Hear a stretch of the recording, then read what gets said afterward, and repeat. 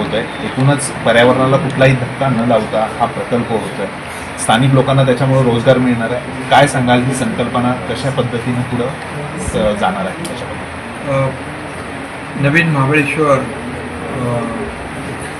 या भागामध्ये खऱ्या अर्थाने या भागाचा विकास करणे आणि शाश्वत आणि पर्यावरणपूरक आणि जी काय आपली निसर्ग संपदा आहे त्याचं जतन करणं.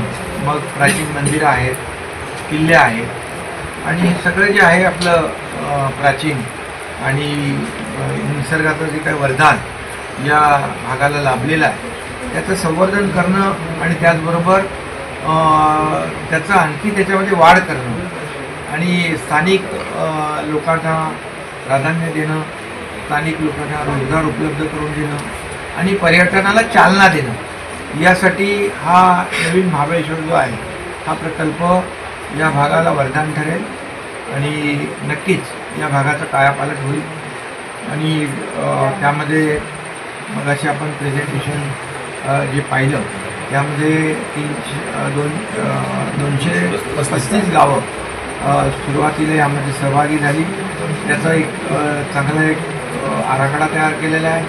त्याचबरोबर जसं जसं लोकांना क्लॅरिटी येत गेली, लोकांना कळलं की बाबा हा जो काही प्रकल्प आहे तो या भागाच्या विकासासाठी आहे, या भागातल्या जनतेच्या विकासासाठी आहे. त्यामुळे आणखी 294 गावं स्वेच्छेने त्यामध्ये त्यांनी सहभाग घेण्याचा इंटरेस्ट दाखवलेला आहे.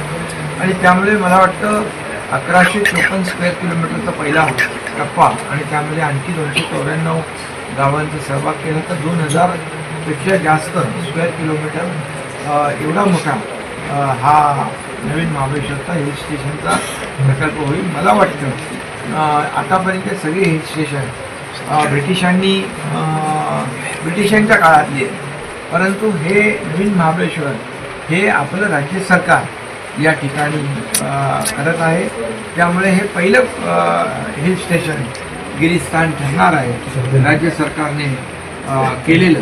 त्यामुळे यामध्ये सगळ्यात महत्त्वाचं म्हणजे स्थानिक लोकांना केंद्रबिंदू धरून आपण याचा आराखडा तयार करतो.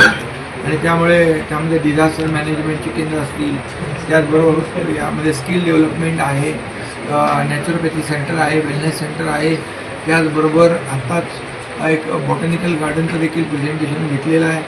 आणि एकंदरीत याच्यामध्ये जे प्रतापगड ते आरळ पाटणजवळ यामध्ये जी काही नेचर ट्रेन जी आहे ही डोंगर माथ्यावरची ट्रेन अशा त्या